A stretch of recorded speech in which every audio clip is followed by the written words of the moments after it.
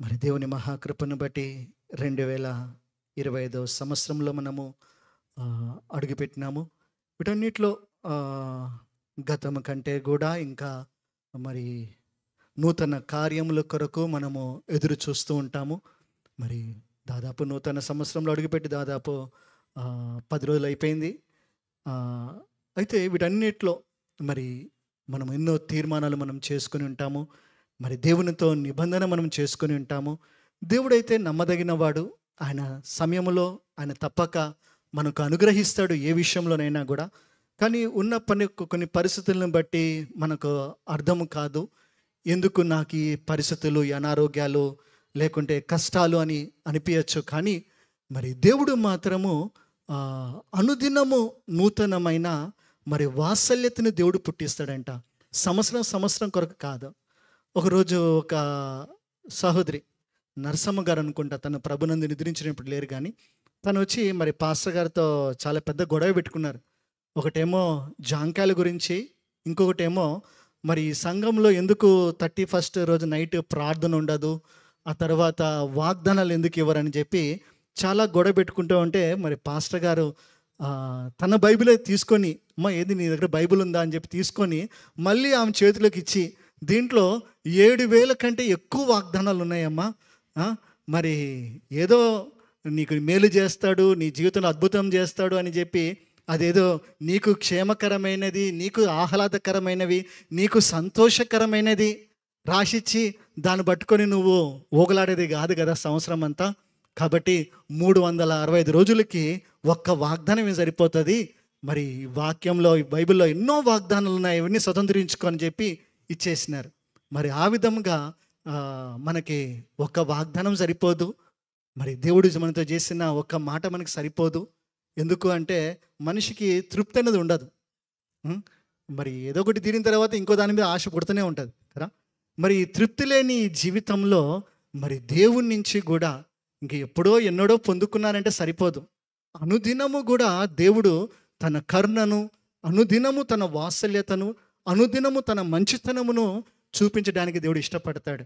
కాబట్టి ఈ నూతన సంవత్సరంలో మరి గడిచిన దానికంటే మరి ముందున్నవి అతి శ్రేష్టమైనవి గనక మరి పొందుకోవాలి అంటే మరి వీటన్నిటిలో మారవలసింది అంటే ఏంటిది అంటే మనలో ఒక తీర్మానం, మనలో ఒక మరి నిబంధన. మరి ఏదైతే మరి దేవునితో మనం నిబంధన చేసి ఉన్నామో ఆ నిబంధన అనుసారంగా మనం నడుచుకుంటున్నాము. ఎందుకు? దేవుని పని దేవుడు జరిగిస్తాడు. నీకు ఎప్పుడు ఏమి ఇవ్వాలో, నీకు ఎప్పుడు ఎలా ఉంచాలో, నేను ఏ విధంగా దేవుడు నిలపాలో అది దేవునికి తెలుసు. మరి ఆయన సమయంలో దేవుడు ఇస్తాడు నీకు నీ జీవితంలో. కానీ మారవలసిందల్లా ఏంటిది అంటే హెచ్కేలు గ్రంథంలో 18వ అధ్యాయంలో ఒక మాట రాసి ఉంటుంది కదా, నూతన హృదయమును నూతన బుద్ధియు తెచ్చుకోమని రాసి ఉంటుంది. అదేవిధముగా 36:26లో చూసినట్లయితే నూతన స్వభావమును కలగజేస్తుందని దేవుడు అంటాడు. నీ జీవితంలో నూతనమైనవి నువ్వు ఆశపడవచ్చు, నూతనమైనవి కావాలని కోరుకోవచ్చు. కానీ వాటన్నిటిలో దేవుడు కోరుతుంది ఏందంట, మరి హృదయము అన్నిటికంటే మోసకరమైనది, అది బహు వ్యాధి గలది, దానికి మందే లేదు కదా. కాబట్టి మార్చుకోవాల్సింది ఏంటంటే నా పరిస్థితుల వైపు నువ్వు చూడకు. నీ పరిస్థితులు దేవుడు చూస్తున్నాడు, నీ స్థితిగతులు దేవుడు చూస్తున్నాడు. నేను ఏ విధంగా ఉంచాలో, ఏ విధంగా నిలబెట్టాలో దేవునికి తెలుసు. ఆయన ఒక సమయము, కాలాలు దేవుడు నిర్ణయించి ఉన్నాడు, నియమించి ఉన్నాడు. ఆయన తప్పక జరిగిస్తాడు. కానీ వాటన్నిటిలో మనము సిద్ధపడి ఉండగలగాలి. పొందుకునే అర్హత, పొందుకునేటట్టుగా మనము జీవించగలగాలి. ప్రభువా నన్ను వాడుకో అని మనం ఎప్పుడు ప్రార్థన చేయకూడదంట దేవునికి. నన్ను వాడుకో ప్రభు అని ఎప్పుడు మనం ప్రార్థన చేయకూడదంట. ఎందుకు? బైబిల్లో ఏమని రాస్తుందంటే వాడబడే యోగ్యమైన పాత్రలుగా నన్ను ఉంచు ప్రభు అని మనం ప్రార్థించాలి. అంతేకాదు ఆ తగ్గట్టుగా దేవుడు వాడుకునే ఆ పరిస్థితికి నువ్వు నిలబడగలగాలి. మరి కొన్ని పరిస్థితులు మారుతూ ఉంటాయి. ఈరోజు మరి సాగరన్నని ప్రేయర్ చేయమని చెప్పాను, కానీ ఆయన బండి స్టార్ట్ చేసినప్పటికీ బండి స్టార్ట్ కావడం లేదు. మరి అంతలో మళ్ళీ నాకు చెప్పాడు, అన్న బండి స్టార్ట్ కావట్లేదు, 9:30 అయిపోతుందంటే వెంటనే ఆగన్నకు చెప్పడం జరిగింది. ఏంటిది అంటే క్షణములో ఎవరుంటే వాళ్ళు అందుబాటులో ఉంటే వాళ్ళు నడిపించేస్తారు కదా. అంతేగాని నాకు ముందే చెప్పు అనేది ఉండదు కదా. ఏంటి అంటే నడిచేది ఏ విధంగా నడవాలి? ఏదో ప్రొఫెసర్ లాగా, లేకుంటే థియాలజికల్ లాగా. మరి చాలామంది మేము చెప్పే వాక్యాన్ని బట్టి, జరిగే సేవను బట్టి మీది ఏ బైబిల్ క్లాస్ అంటారు. మీరు ఎక్కడ నేర్చుకున్నారంటే, మేము ఎక్కడ నేర్చుకోలేదయ్యా, మేమంతా ఇదే. చదువు గురించి కాదు, ఆత్మీయంగా కూడా లోతులు మర్మాలు మాకేం తెలియదు. మా పాస్టర్ గారి దగ్గర చూసాము, మా పాస్టర్ గారు నడవమంటే నడిచాము. దేవుని మహాకృపను బట్టి ఎన్నో గొప్ప కార్యాలు చేస్తున్నాడు. ఇందులో కావాల్సింది తెలివి కాదు, ఇందులో కావాల్సింది జ్ఞానం కాదు, ఇందులో కావాల్సింది మరి పండితం కాదు, ఇందులో కావాల్సింది అత్యున్నతమైనటువంటి ఏది ఇక్కడ దేవుడు కోరుకోలేదు. మరి బైబిల్లో రాసింది, విద్య లేని పామరులనే దేవుడు వాడుకున్నాడంట కదా. అంతేకాదు, రమ్మంటే వచ్చే పరిస్థితిలో వాళ్ళు ఉన్నారు, చెయ్యి అంటే ఆ టైంలో వాళ్ళు ముందుకు వెళ్ళగలిగినారు. కాబట్టి ఏ సమయమైనా ఎప్పుడైనా దేవుడు నిన్ను నిలబెడతాడు, నడిపిస్తాడు. ఆ సమయంలో నువ్వేం చేయాలి? సిద్ధపడి ఉండాలి. అంతేగాని అన్నా ఉండన్నా, కొంచెం గంట సేపు ఉండన్నా, దేవుని దగ్గర అడుగుతాను, చెప్పాలో వద్దో, దేవుని నుంచి వినాలి అనేది ఉండదు. ఎందుకు? దేవుడు నీకు ఇచ్చిన అవకాశాలు నువ్వు పోగొట్టుకుంటే ఆ పని ఆగదు. అది దేవుడు వేరే వాళ్ళకి ఇచ్చేస్తాడు, అది ఎప్పుడూ ఆగదు. కాకపోతే దేవుడు నిన్ను లెక్క అడుగుతాడు. నువ్వెందుకు నిర్లక్ష్యం చేసినావు? నువ్వెందుకు సిద్ధపడి ఉండలేదు? మరి యేసు ప్రభు రాకడ కూడా ఏ క్షణమో తెలియదు. ఆయన నీకు చెప్పొస్తాడా? అరే నాయన రెడీగా ఉండు, నేను దూతలను వేసుకొని వస్తున్నాను మధ్యాకాశాన, నువ్వు రెడీగా ఉండని చెప్తాడా? ఉన్నదా నీ బైబిల్లో? లేదు. సిద్ధపడి ఉండమంటాడు కదా. కాబట్టి మరి ఆలస్యం అయిపోతుంది, లేదంటే ఇంకేదో దేవుడు నన్ను పట్టించుకోవట్లేదు, ఇంకేదో నన్ను దేవుడు గుర్తించడం లేదు, లేకుంటే నన్ను దేవుడు చూస్తున్నాడా లేదా అనేది కాదు. ఎందుకు నాకే ఇన్ని పరిస్థితులు నువ్వు అనుకునేది కాదు. ఎవరికి లేని కష్టాలు నీకంటే, ఎవరికి లేని దీవెనలు నీ జీవితంలో దేవుడు సెలవిచ్చి ఉన్నాడు. ఆయన సమయంలో ఆయన జరిగిస్తాడు. కానీ వాటన్నిటిలో మనము కలిగి ఉండవలసింది, మనము చేయవలసిందల్లా, నా బుద్ధి ఎలా ఉంది, నా హృదయం ఎలా ఉంది, నా స్వభావం ఎలా ఉన్నది. మునుపటి స్వభావమేనా, మునుపటి హృదయమేనా, మునుపటి బుద్ధి అయితే ఏమవుతుంది అంటే ఆశీర్వాదాలు ఆలస్యం అవుతాయి, నువ్వు పొందవలసిన దీవెనలు ఆలస్యం అవుతాయి, నువ్వు దేవుడు చేసిన వాగ్దానాలు ఏమవుతాయి అంటే ఆలస్యం అవుతాయి. ఎందుకు? ఉదాహరణ ఎవరు బైబిల్లో? ఎవరమ్మా? ఇశ్రాయేలు ప్రజలు కానానులోనికి ప్రవేశించడానికి వాళ్ళకి ఏండ్లు పట్టినాయి. కానీ ఆ ప్రయాణము నెలలు మాత్రమే, రోజులు మాత్రమే. కానీ వాళ్ళకి ఎన్ని అంటే సంవత్సరాలు పట్టినాయి. అంతేకాదు, మరి చేసిన వాగ్దానాలు పొందుకోలేకుండా వాళ్ళు కనుమరుగైపోయినారు. కారణం ఏంటిది? చెప్పినవాడు దేవుడు నమ్మదగినవాడు, మంచివాడే. కానీ వినడంలో, లోబడడంలో, విధేయత చూపడంలో, జరిగించడంలో మన వంతు మనది ఉంది. మనం ఎంతగా లోబడగలుగుతున్నాం, ఎంతగా ఆయన సన్నిధి మనం వెతకగలుగుతున్నాం, ఎంతగా ప్రార్థన పెంచగలుగుతున్నాం, ఎంతగా వాక్యము ధ్యానించగలుగుతున్నాం, తెలిసిందే కదా అనేది కాదు. నువ్వు అనుదినము నువ్వు వాక్యము చదవగలగాలి, అనుదినము నువ్వు తప్పక ప్రార్థించగలగాలి. నువ్వు ఎంత పెద్దవాడవైనా, నువ్వు ఎంత ఆత్మీయుల పండితుడవైనా, నీకు తప్పకుండా ఆదివారము ఆరాధన వచ్చింది అంటే కనబడాల్సింది ఎక్కడ?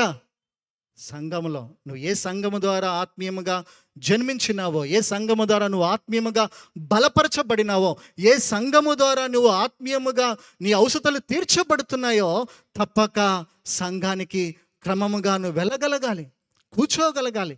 నాకు ఏదైనా అవకాశం ఇస్తే నేను వస్తాను, లేకుంటే నేను రాననేది కాదు. వస్తాయి, ఒకసారి వచ్చినాయి, మరి ఇప్పుడు రాలేదు, నన్ను ఏదో చిన్న చూపు చూస్తారేమో అనుకునేది కాదు. నిన్ను నువ్వు తగ్గించుకున్నప్పుడే నువ్వేమవుతావు? హెచ్చించబడతావు కదా. అణిగి మణిగిన ఇస్రాకు వదిలేదు, సామెతలు ఇప్పుడు వదిలేదు, టైం లేదు కదా. కాబట్టి ఏది ఏమైనా మరి దేవునిలో మనం ఎంతగా తగ్గింపున్నది, ఎంతగా మన హృదయం ఉన్నది, మన హృదయం ఎలా మార్చబడుతున్నది. మన హృదయం దేవుడు చూసేది మన హృదయమే కదా, మన స్వభావమే కదా, మన బుద్ధినే కదా దేవుడు చూసేది. నీ బుద్ధిని బట్టి, నీ స్వభావంను బట్టి కదా దేవుడు నీకు దగ్గర అయ్యేది, నేను దీవించేది. మరి ఇవన్నీ పట్టించుకోకుండా నన్ను ఎప్పుడు దీవిస్తావు ప్రభా, నన్ను ఎప్పుడు వాడుకుంటావు ప్రభా, ఏమైనా ప్రభా నాకు చేసిన వాగ్దానాలు మరి అంటే మరి ఏం చేయాలి? ఫ్రిడ్జ్లో పెట్టుకుంటే అయిపోతుంది రాసుకొని. ఎందుకు? ఫ్రిడ్జ్ పదిలంగా ఉంటుంది, కానీ ఈ మధ్యలో ఫ్రిడ్జ్ ఆహారం తినకపోతేనే మంచిది అంటున్నారు. ఎందుకు? పాతకాలంలో క్యాన్సర్ లేవు, పాతకాలంలో గుండె నొప్పులు లేవు, అనారోగ్యాలు లేవు, షుగర్ లేవు, బీపీలు లేవు. ఇప్పుడే ఎందుకు వచ్చినాయి అంటే ప్రతిదీ మనకి ప్లాస్టికే. తాగే నుంచి ఫ్రిడ్జు, మరి వీటితోనే ఎన్నో అనర్థాలు, ఎన్నో అనారోగ్యాలు. 100 సంవత్సరాలు బతికే వాళ్ళు కొద్ది రోజులనే పోతున్నారు. కారణం ఏంటిదంటే ఆరోగ్యం యొక్క నిర్లక్ష్యత కదా. కాబట్టి ఏది ఏమైనా వీటన్నిటిలో మన వంతు మనము చేయవలసినది. మనల్ని దేవుడు లెక్క అడుగుతాడు. కానీ మరి హబక్కుకులో 3వ అధ్యాయం 2వ వచనం రాసుంటుంది, సంవత్సరములు జరుగుచుండగా నీ కార్యములను నూతన పరచుము అని భక్తుడు అంటా ఉన్నాడు. అవును, సంవత్సరాలు జరుగుతూ ఉండగా, రోజులు పోతూ ఉండగా నీ జీవితంలో దేవుడు నూతనమైన కార్యములు చేయడానికి ఆయన ఎప్పుడు సంసిద్ధంగానే ఉన్నాడు. తప్పిపోయిన కుమారుడు ఎప్పుడు వస్తాడా? ఆయనకి ఎప్పుడు వారసునిగా మళ్ళీ ప్రకటించాలి. తప్పిపోయిన కుమారుడు ఎప్పుడు మళ్ళీ తిరిగి వస్తాడా? ఆయనకి నేను నా ఇంట్లో ఆయన్ని మరి కూర్చుండబెడతానని చెప్పి దేవుడు ఎదురు చూస్తూనే ఉన్నాడు. ఆయన వచ్చిందే ఆలస్యం కదా. కాబట్టి మన హృదయాలు ఎంతగా ఆయన వాక్యం వైపు నిలిచి ఉన్నాయి, ఎంతగా ఆయన వాక్యమును జరిగించడానికి మనము ఇష్టపడుతూ ఉన్నాము. మునుపటి కంటే ఇంకా ఎక్కువగా దేవునికి దగ్గర అవడానికి, ఇంకా నువ్వు దేవునిలో మంచి తీర్మానాలు చేసుకోవడానికి నీ వంతు నువ్వు ఇష్టపడితే, నీ వంతు నువ్వు చెరిగించగలిగితే మరి దేవుడు నిన్ను దీవించ సమర్థుడు. అందుకనే మత్తయి సువార్త 6వ అధ్యాయం 32వ వచనం రాసి ఉంటుంది, ఇవన్నీ మీకు కావాలని మీ పరలోకపు తండ్రికి తెలుసు కదా. నీకేం కావాలో దేవునికి తెలుసు, ఏ సమయానికి ఏం కావాలో. అందుకనే కీర్తనలో ఒక మంచి మాట రాసి ఉంటుంది, తన ప్రియులు నిద్రించుచుండగా దేవుడు వారి కొరకు సమకూరుస్తాడంట. నువ్వు ప్రార్థన చేస్తే సమకూరుస్తున్న బైబిల్ లేదు. ప్రార్థన చేస్తేనే దేవుడు ఇస్తాడు, ఉపవాసాలు చేస్తేనే ఇస్తాడు అనేది కాదు. నేను చెబుతాను, దేవుడు నీతిమంతుల పైన అనీతిమంతుల పైన కూడా తన వర్షాన్ని, తన మంచితనాన్ని చూపుతున్నాడు. కాబట్టి నా భక్తి అనుకోకు, లేదంటే నా ప్రార్థన అనుకోకు, లేదంటే నా ఉపవాసాలను కూడా అనుకోకు. మనం ఇది ఏని బట్టి కూడా అతిశయించేది కాదు. కృపా కనికరములు చూపుతున్న దేవుని బట్టి మనము అతిశయించాలి. అట్లని చెప్పి దేవుని సన్నిధికి దూరంగా ఉండేది కాదు. అలా అని చెప్పి నేను ఉపవాసాలు చేయనని చెప్పేది కాదు. అలా అని చెప్పి నేను దేవుని సన్నిధి వెతకనని చెప్పేది కాదు. కానీ నువ్వు ఎంతగా ఆయనలోనికి మార్పు చెందుతావో, ఆయనలోనికి నువ్వు మారాలి అంటే ఆయనతో నీకు సంబంధం ఉండాలి, ఆయనతో నీకు సహవాసం ఉండాలి. కాబట్టి నీకు ఏమి కావాలనో నీ దేవునికి తెలుసు. మరి ఏం చేయాలి? మొదట ఆయన రాజ్యమును, నీతిని మొదట వెతుకుడు అన్నాడు దేవుడు. మనం వెతకాలి దేవుణ్ణి కదా. ఏం వెతకాలి? ఆయన రాజ్యానికి నేను ఎలా ప్రవేశించగలను? ఆ రాజ్యంలోనికి ప్రవేశించాలంటే నేను ఎటువంటి నీతి కార్యాలతో నేను జీవించగలగాలి, ఆ తపన ఉండగలగాలి, ఆ ఆశ ఉండగలగాలి, ఆ ఆకలి ఉండగలగాలి, ఆ దప్పిక ఉండగలగాలి. ఆశ గల ప్రాణమును దేవుడు తృప్తిపరుస్తా అంటాడు. ఎటువంటి ఆశ? నాకు బంగారము, ఈ మధ్యలో బంగారం చాలా రేట్లు పెరిగిపోతూ ఉన్నాయి.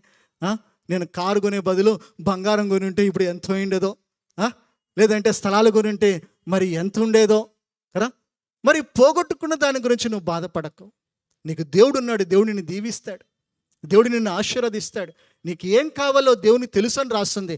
కాబట్టి వీటన్నిటిలో నువ్వు ఎంతగా ఆ దేవుని వైపు నువ్వు చూస్తున్నావో, ఆ దేవునిలో నువ్వు అడుగులు వేస్తున్నావో. బైబిల్లో ఒక ఒక ఒక విషయం మనం గమనించుదాము. మొదటి సమూయేలు 1వ అధ్యాయము. తెలిసిన వ్యక్తే హన్నా. హన్నా గురించి చాలాసార్లు మనం విన్నాం. మనం కొత్తగా వినడం లేదు కానీ తెలిసిందే. కానీ తన గురించి ఒక విషయం మనము ధ్యానించుకుందాము ఈరోజు. 1వ అధ్యాయము 7వ వచనంలో చూసినట్లయితే ఆమె ప్రతి సంవత్సరము మరి దేవుని మందిరానికి పోయి దేవునికి బలు అర్పించి, మరి దేవునికి నైవేద్యాలు అర్పించి కలిసి భోజనం చేసుకొని ఇంటికి వచ్చేవాళ్ళు. వాళ్ళు ప్రతి సంవత్సరం యూదులు కాబట్టి తప్పక, మరి బైబిల్లో రాసింది మగవాళ్ళు మాత్రం కంపల్సరీ సంవత్సరానికి 3 సార్లు గలవాలని చెప్పి 3 సార్లు దేవుని మందిరం రావాలని చాలామంది మగవాళ్ళు మన సంఘంలో అదే పాటిస్తున్నట్టున్నారు. మరి Christmas, new year, good Friday తప్ప మళ్ళీ మగవాళ్ళు కనబడట్లేదు కొంతమంది. వీళ్ళ గురించి కాదు అది. కాబట్టి మరి అట్లంటే దానియేలు ప్రతిరోజు 3 సార్లు ఏం చేసేవాడు? కిటికీలు తెరిచి ప్రార్థించేవాడు. మరి అది ఎందుకో చూడట్లేదు మగవాళ్ళు. దేవుని మందిరం రాకుండా ఆన్లైన్లో ఒక కన్ను పెడతారు, ఇంకో కన్ను ఇంకో దగ్గర పెడతారు. ఆ? కాబట్టి దేవుని ఎంతగా మనం ప్రేమించగలుగుతున్నాం.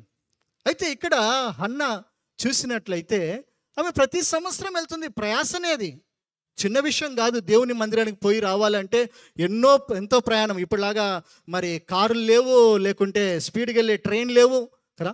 మరి చాలా కష్టం. అయినా సరే దేవుని మందిరానికి వెళ్ళేవాళ్ళు చాలా నిష్టగా. కానీ ఏంటిది అంటే మరి పరిస్థితి ఏంటిదంటే హన్నాకు పిల్లలు లేరు. మరి తన భర్త ఇంకొక ఆమెను చేసుకుంటే తనకు పిల్లలు పుట్టినారు, కానీ హన్నాకు పిల్లలు లేరు. కానీ తనలో మాత్రం ఒక బాధ ఉన్నది, తనలో మాత్రం ఒక అసంతృప్తత ఉన్నది. దేవుడు నాకెందుకు తక్కువ చేశాడు, దీనితో అందరూ నా పైన నిష్ఠూరపడుతున్నారు, అందరూ నన్ను అవమానంగా చూస్తున్నారు, అందరూ నన్ను ఎగతాళి చేస్తూ ఉన్నారు. వీళ్ళు ఉన్న బాధలో వీళ్ళు ఉన్నారంటే కొంతమందికి ఇంకా పట్టింపులు ఎక్కువ. విధవరాలు ఒక రకంగా ఎదురు రావద్దు, లేకుంటే పిల్లలు లేని వాళ్ళు మరి అని చెప్పి ఒక మాట. వాళ్ళు ముందే సగం చచ్చిపోయి ఉన్నారు. వీళ్ళు ఏం చేస్తారు, ఇంకోసం వస్తారు, చంపేస్తారు వాళ్ళని వీళ్ళ మాటల చేత. పిల్లలు లేరని చెప్పో, లేకుంటే ఇంకేదో ఉందని చెప్పో, నువ్వు లేనిపోని దానితో ఇంకొంచెం బాధ పెడుతున్నావే తప్ప, కృంగదీస్తున్నావే తప్ప నువ్వు బలపరుస్తున్నావా? కాబట్టి మరి హన్నా కూడా చాలా నలిగిపోయింది, చాలా బాధపడుతూ ఉంది, ఏడుస్తూ ఉంది. అంతేకాదు మరి తన పరిస్థితి ఏంటిది అంటే 7వ వచనంలో మరి చూసినట్లయితే ఆమె దేవుని మందిరానికి వచ్చి మరి దేవునికి బలర్పించింది. కానీ మరి మరి అది దేవుని మందిరానికి పోనప్పుడల్లా తన యొక్క మరి చెల్లెలు తనని కోపం తెచ్చిన కారణాన్ని బట్టి భోజనము చేయకుండానే వెళ్ళిపోతూ ఉందంట. ఎక్కడి నుంచి? దేవుని మందిరానికి వస్తుంది, మరి ప్రార్థిస్తూ ఉంది. కానీ మరి వెళ్ళేటప్పుడు మాత్రము దుఃఖముతోనే వెళ్ళిపోతూ ఉంది. మరి దుఃఖముతో వెళ్ళిపోతుంది కాబట్టి అది తన జీవితంలో కారణము. ఎందుకు దేవుడు తన ప్రార్థన వినడం లేదు, ఎందుకు తన ప్రార్థనకు జవాబు రావడం లేదు అంటే తను అసంతృప్తితో వస్తుంది, తిరిగి అసంతృప్తితోనే వెళ్ళిపోతూ ఉంది.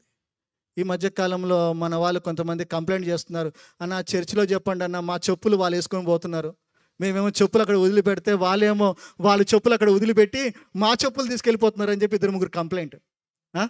మరి ఎవరి చెప్పులే వాళ్ళు తీసుకెళ్ళాలి, పక్కోళ్ళ చెప్పులు తీసుకెళ్తే దరిద్రం అది అంటారు కదా లోకంలో. కాబట్టి మరి వీళ్ళకేమో కొత్త చెప్పులు వస్తూ ఉన్నాయి, సరే సంతోషం, అట్లా అని చెప్పి ఇది అలవాటు చేయకండి.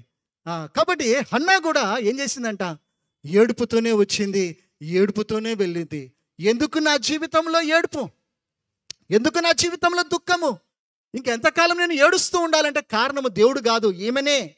ఎందుకో తన చెల్లెలు తనను బాధిస్తుందని, కోపగిస్తుందని, లేకుంటే విసిగిస్తుందని చెప్పి ఆ విసుగుదలతో తను ఏడుచుకుంటూ వెళ్ళిపోతుంది. తప్పు ఆమెదే, తప్పు ఆమెదే.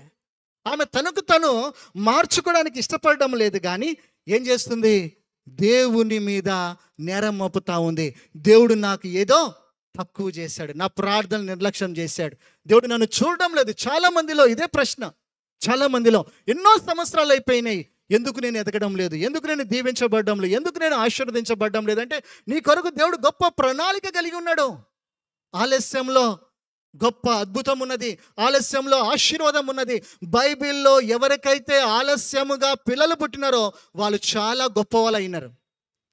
ఎవరికైతే ఆలస్యముగా పిల్లలు పుట్టినారో, కాబట్టి నేను పిల్లల గురించి చెప్పడం లేదు, ఎవరి జీవితంలో ఆలస్యముగా అవుతున్నదంటే వారు గొప్ప ఆశీర్వాదకరముగా, గొప్ప దీవెనకరమైన వారుగా ఉన్నారు.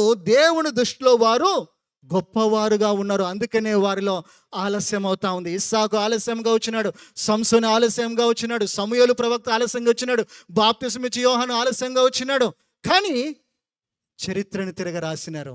కాబట్టి నీ జీవితంలో ఆలస్యం వెనక అద్భుతం ఉన్నది. నువ్వు ఏం చేయాలి అంటే నువ్వు ఇంకా దేవునికి దగ్గర అవ్వాలి, నువ్వు ఇంకా దేవుని వైపు నువ్వు చూడగలగాలి. దేవుని కొరకు ఎదురు చూస్తే నూతనమైన బలం వస్తుంది. మరి ఆ నూతనమైన బలముతో దేవుని కొరకు గొప్ప కార్యములు తలపెట్టి విజయము పొంది దేవునికి మహిమ తెచ్చే విధంగా మనం జీవించగలుగుతాము. కాబట్టి వీటన్నిటిలో చేయవలసిందల్లా ఏంటిది అంటే ఆ దుఃఖములో, ఆ అవమానంలో, ఆ నిందలలో, ఆ దూషణలో నువ్వు నలిగిపోయేది కాదు, కృంగిపోయేది కాదు. నువ్వు చేయవలసిందల్లా ఏంటిది అంటే దేవుని సన్నిధికి నువ్వు వెళ్ళగలగాలి. మరి హన్నా ఏడుచుకుంటూనే వెళ్ళింది. తన జీవితం అంతా ఏడుపుమయంలాగానే ఉన్నది. కానీ ఒకరోజు వచ్చింది, మొదటి అధ్యాయము 10వ వచనం ఏం చేసింది,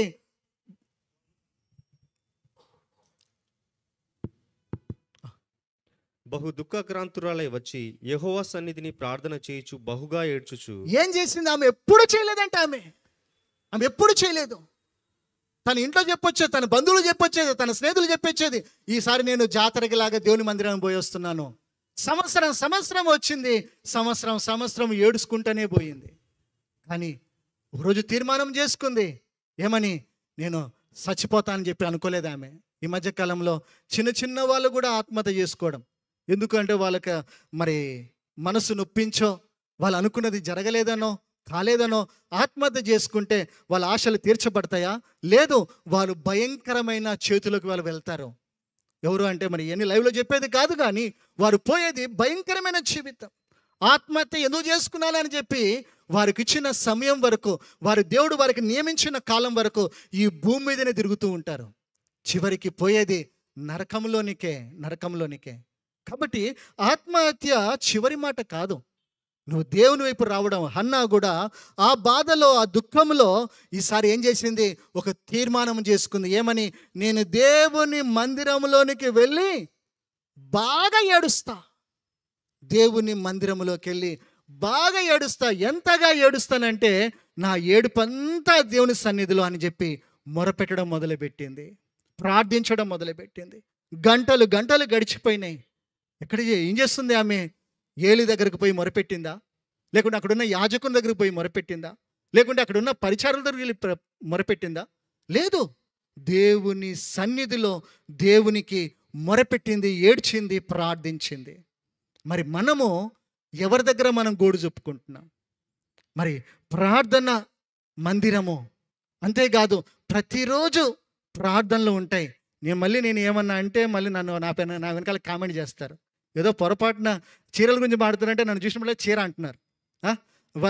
లేకుంటే నగల గురించి మాట్లాడితే నన్ను చూసి నగలు అంటారు. కాబట్టి ఏదో అర్థం చేసుకోవడానికి చెప్తుంటాను. కానీ మరి నువ్వు వచ్చింది దేనికి? ప్రార్థించడానికి కదా. నీకు ఇచ్చిన సమయం ఏంటిది? ఏం చేయడానికి? దేవునికి మొరపెట్టాలి. నీ ప్రార్థన బలమైన ఆయుధమైనది. నీ ప్రార్థన బలమైన ఆశీర్వాదమైనది సంఘానికి. అంతేకాదు దేశం కొరకు చేసే ప్రార్థనలు ఇవి. ఎంత భయముతో, ఎంత వణుకుతో, ఎంత ఆత్మలో తీవ్రతతో నువ్వు ప్రార్థించాలి. బైబిల్లో ఎజ్రా, నెహెమ్యా, దానియేలు వారి వంశస్థుల కొరకు, వారి దేశస్థుల కొరకు మొరపెట్టినారు, ప్రార్థించినారు. ఆ ప్రార్థనలకు మనం ప్రత్యుత్తరం మనం చూస్తున్నాం. మనము నేర్చుకుంది అదే కదా. ఎజ్రా, నెహెమ్యా, దానియేలు ఏ విధంగా ప్రార్థించినారో ఒక్క మనసుతో దేవునికి మనం ప్రార్థించగలగాలి. ఒక్కని చేత కూడా దేవుడు కార్యాలు చేస్తాడు. గుంపులతో కాదు. గుంపుల ప్రార్థన కూడా ఉండాలి, కానీ కుటుంబ ప్రార్థన ఉండాలి, సంఘ ప్రార్థన ఉండాలి. వ్యక్తిగతముగా నువ్వు దేవునికి మొరపెట్టగలగాలి. నీ వంశాల కొరకు, నీ పుట్టి పెరిగిన ప్రాంతాల కొరకు, మన దేశం కొరకు. ఎంతోమంది దేవుడు అంటే ఎరగక నశించిపోతూ ఉన్నారు. దేవుని గురించి సువార్త ప్రకటిస్తూ ఉంటే వాళ్ళ ప్రాణాలు వాళ్ళు అడ్డు పెడతా ఉన్నారు. మరి వారి కొరకు మనం ప్రార్థిస్తే వాళ్ళకి సహాయం కదా. నువ్వు ప్రార్థిస్తే వాళ్ళకు తప్పక దేవుడు సహాయం చేస్తాడు కదా. కాబట్టి మరి దేవుని కొరకు మనం ఏ విధంగా మన సమయాన్ని వాడుతున్నాం? మంది కొరకో, ఇంకెవరి కొరకో, మెప్పు కొరకో, ఇంకెవరికో చూడాలనో కాదు మనం చేసేది కదా. ఎవరి కొరకు? దేవుని కొరకు మనం చేయగలగాలి. దేవుడు అప్పగించిన పనిని నమ్మకంగా చేయగలగాలి. మరి హన్నా ఏం చేస్తుంది? దేవునికి మొరపెడతా ఉంది, ప్రార్థిస్తూ ఉంది. అంతకాలం తను ప్రార్థన చేయలేదు, అంతకాలం దేవుని స్తుతించలేదు. కొంతమంది దేవుని మందిరానికి వస్తారు, నోట్లో నుంచి ఏ ముత్యాలు రాలుతాయనో పాట కూడా పాడరు, సమయానికి రారు. మరి సమయానికి రాగలగాలి. పాట పాడేటప్పుడు పాటలు పాడగలగాలి, సాక్ష్యం చెప్పేటప్పుడు వినగలగాలి. మరి వాక్యం చెప్పేటప్పుడు ఒళ్ళు దగ్గర పెట్టుకొని వాక్యం వినగలగాలి. ఎందుకు? దేవునికి మనం భయపడాలి. ఆయన సన్నిధిలో గడగడ వణుకుచూ దేవుళ్ళు ఆనందించాలి. కానీ గడగడ వణుకుడు అనేది మాత్రం మర్చిపోయేది కాదు. నీ ప్రవర్తనను బట్టి, నీ జీవితాన్ని బట్టి, నీ నడవడికను బట్టి నీ జీవితంలో పరిస్థితులు దేవుడు సెలవిస్తాడు. కాబట్టి హన్నా ఏం చేసింది? దేవునికి ప్రార్థించింది, మొరపెట్టింది. ఆ ప్రార్థన దేవుడు తప్పక విన్నాడు, ఆలకించినాడు. అవును, చూసినావా తర్వాత కదా. బైబిల్లో ఇంకొక వ్యక్తి ఉన్నాడు, అతని పేరు యాకోబు మోసగాడే. తను పుట్టినప్పుడే తనకు యాకోబు అని పెట్టినారు. యాకోబు అనే పేరుకు మోసగాడు అని అర్థము. తండ్రిని మోసం చేసినాడు, అన్నని మోసం చేసినాడు. ఏం చేసినాడు? 22 సంవత్సరాలు కష్టపడాల్సి వచ్చింది. కష్టపడిన తర్వాత ఎంతో సంపాదించినాడు. అవును, భార్యలు, పిల్లలు, సంపాదన, మంద, దాసులు, దాసీలు, గొప్పవాడు, ఒక రాజులాగా అయిపోయినాడు కొన్ని సంవత్సరాలకే, 22 సంవత్సరాలకి. మరి అక్కడ ఒక మాట అంటాడు, నేను నా తల్లిదండ్రుల ఇంటి నుంచి నేను బయలుదేరేటప్పుడు నా చేతిలో కర్ర మాత్రమే ఉంది. మా అమ్మ నాకు కనీసము కొన్ని వజ్రాలు కూడా ఇవ్వలే, డబ్బులు కూడా ఇవ్వలే. బ్రతుకురా బాబు, నువ్వు పోయి మీ మామ దగ్గర తలదాచుకో, కొన్ని రోజుల తర్వాత రా అని చెప్తే, నాకు మరి ఆ యొక్క అరణ్య యాత్రలో నాకు ఏమున్నది అంటే కర్ర మాత్రమే. ఆ కర్రను పట్టుకొని నేను వచ్చాను, ఇప్పుడు చూస్తే 2 గుంపులు అయ్యాను అంటున్నాడు. ఇవంతా జరిగించుటకు నేను ఏమైనా మరి పాత్రుడనా అంటే ఆయన ఒక మాట అంటున్నాడు, నేను అపాత్రుడను, నేను సరిపోను. ఇంతగా దేవుడు నన్ను దీవించటానికి, ఇంతగా దేవుడు నన్ను హెచ్చించడానికి, ఇంతగా నేను దేవుడు గొప్ప చేయడానికి నేను దేనికి పనికి రాను అని దేవుని దగ్గర ఒప్పుకున్నాడు. ఎప్పుడు ఒప్పుకున్నాడు? కృతజ్ఞతతో ఒప్పుకోవాలి. కృతజ్ఞతతో ఒప్పుకుంటే అది దేవునికి చాలా సంతోషం. కానీ ఎప్పుడు ఒప్పుకున్నాడు అంటే, తను తిరిగి బయలుదేరి వస్తూ ఉంటే తన అన్నలకి కబురు చెప్పినాడంట. ఏమని? అన్నా, ఏదో తప్పు అయిపోయింది, పొరపాటు అయిపోయింది, నేను మోసం చేశాను, నీకు రావలసిన ఆ వారసత్వము, ఆ జ్యేష్ఠత్వం తీసుకున్నాను, నీకు రావలసినటువంటి ఆశీర్వాదాలు నేను తీసుకున్నాను, ఇగో నన్ను క్షమించు అన్నా, నేను తిరిగి మళ్ళీ 22 సంవత్సరాల తర్వాత నేను మళ్ళీ మన ఇంటికి వస్తున్నాను అని చెబితే వాళ్ళ అన్న ఏం చేసిండంట, ఎవరైతే కబురు చెప్పినారో వాళ్ళతో గట్టిగా చెప్పినాడంట, 400 మందితో వస్తున్నా చెప్పు అన్నాడంట. ఏనాడంట? 400 మందితో వస్తున్నాను చెప్పు అంటే ఏముంటుంది? ఈయన ఏమనుకున్నాడు? ఈ కాలంలో డీజే పెడతాడు అనుకున్నాము. నేను తిరిగి వస్తున్నాను కాబట్టి డీజే కావాలి, సౌండ్ బాక్స్ కావాలి, కెమెరాలు కావాలి, వీడియోలు కావాలి అని ఈ కాలం కదా. కానీ అక్కడ చూస్తే సౌండ్ బాక్స్ లేదు, కనీసం నవ్వు ముఖం కూడా లేదు ఏషావులో. వచ్చినాడు చెప్పినాడు. కొంతమంది సహాయం అట్లే ఉంటుంది. మరి అక్కడేమో సంతోషం ఉంటే మనకు వచ్చి దుఃఖంతో చెప్తూ ఉంటారు. కాబట్టి మరి వచ్చినోడు చెప్పిన దాన్ని బట్టి యాకోబు ఏం చేసినాడంట? భయపడిపోయినాడంట, కంగారు పడిపోయినాడు. కంగారు పడిపోయి తన దగ్గరున్న దాన్ని, మందను, తన దగ్గర ఉన్నటువంటి ఆస్తిపాస్తుల్ని 2 చేసినాడంట. అప్పుడు అనుకున్నాడంట, ఓరి నాయనా, ఇంత ఘనం నాకున్నదా? ఎప్పుడు కష్టం వచ్చినప్పుడు, అపాయం వచ్చినప్పుడు తనకు అర్థమైన మాట 2 చేసిన తర్వాత అప్పుడు అంటున్నాడు, ప్రభా ఇవంతా ఇచ్చినావు ప్రభా, ఇవన్నిటికీ నీవే కారణము ప్రభా అని చెప్పి దేవునికి వందనాలు చెల్లిస్తున్నాడు. ఆదికాండం 32వ అధ్యాయం 6-7 వచనాల్లో ఏశావు 400 మందిని వేసుకొస్తున్న విషయం అక్కడ మనం చూస్తాము. అదేవిధముగా 32వ అధ్యాయం 13వ వచనంలో చూసినట్లయితే కృతజ్ఞతతో దేవుని స్తుతిస్తూ ఉన్నాడు. ఆ తర్వాత ఏమైంది? 23వ వచనం, 32-23వ వచనం. యాకోబు వారిని తీసుకొని ఆ ఏరు దాటించి తనకు కలిగినదంతయు పంపివేసెను. యాకోబు ఒక్కడు మిగిలిపోయెను. ఒక నరుడు తెల్లవారు వరకు అతనితో పెనుగులాడెను. తాను అతని గెలవకుండా చూచి తొడగూటి మీద అతనిని కొట్టెను. అప్పుడు అతడు ఆయనతో పెనుగులాడుట వలన యాకోబు తొడగుడు వసిలేను. అక్కడ చూసినట్లయితే యాకోబు ఏదో సంపాదిద్దామని చెప్పే కదా అతని అన్నను మోసం చేసింది, ఏదో సంపాదిద్దామనే కదా తన తండ్రిని మోసం చేసింది. కానీ సంపాదించిన తర్వాత ఏమంటున్నాడు? ఇవన్నీ కూడా నాకు వద్దు.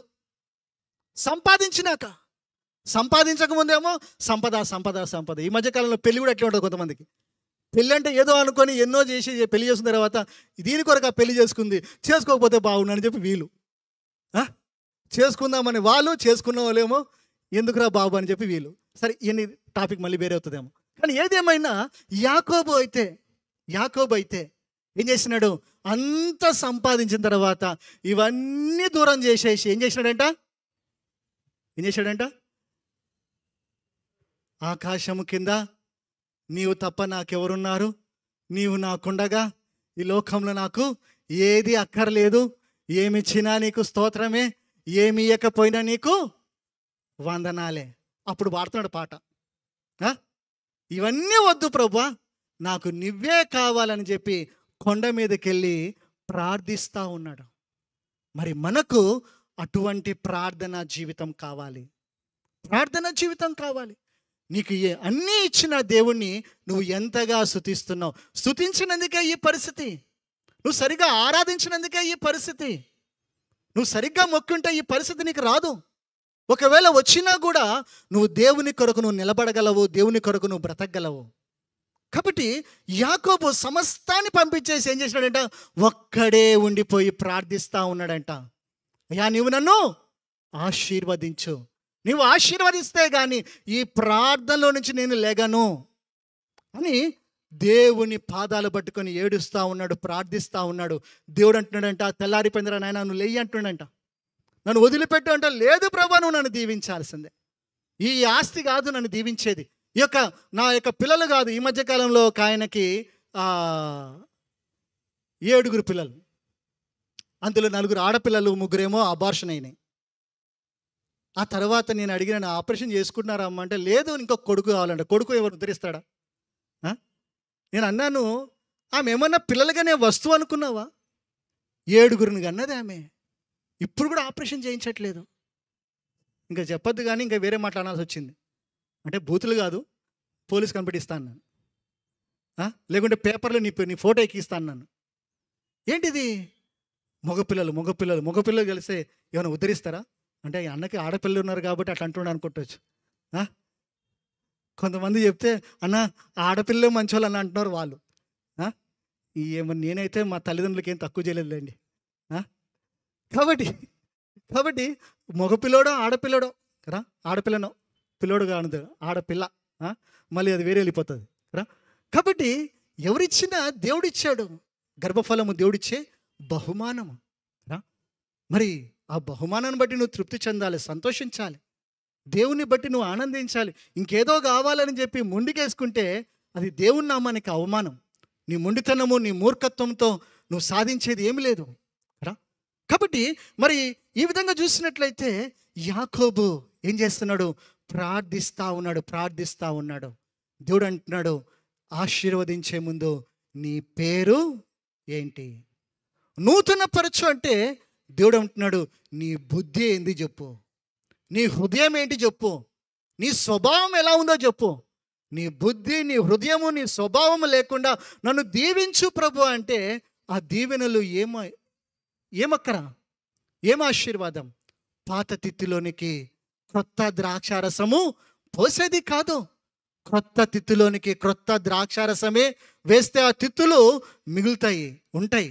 మరి అదేవిధంగా నీ పాత గత జీవితంలో ఇంకా పాప స్వభావం, ఇంకా అబద్ధాలు మానరు, ఇంకా బూతులు మానరు, ఇంకా పాపాన్ని వదిలిపెట్టరు, పాప జీవితాన్ని విడిచిపెట్టరు, మోసం చేయడం మానరు. కానీ దేవుడిని ఇంకా ఏదో దీవించాలి, దేవుడిని ఏదో ఆశీర్వదించాలి, దేవుడు చేసిన వాగ్దానాలు ఏమైపోయినాయని చెప్పి మరి దేవుని మీద మరి పెనుగులాడుతూ ఉంటారు. కానీ దేవుడు అంటున్న మాట, నీ యొక్క పేరు ఇక్కడి నుంచి యాకోబు కాదు, ఇక మీద నీ పేరు ఇశ్రాయేలు. దేవునితో ఉండేవాడవు, దేవునిని బట్టి నువ్వు గెలిచేవాడవు, దేవుని బట్టి నువ్వు గొప్ప కార్యములు చేయగలగాలని చెప్పి తన పేరు మార్చినాడు. అంతకుముందు తన జ్ఞానమే, తన సొంతమే, తన తెలివే అనుకున్నాడు. కానీ అవన్నీ దేవుడు చంపేమన్నాడు.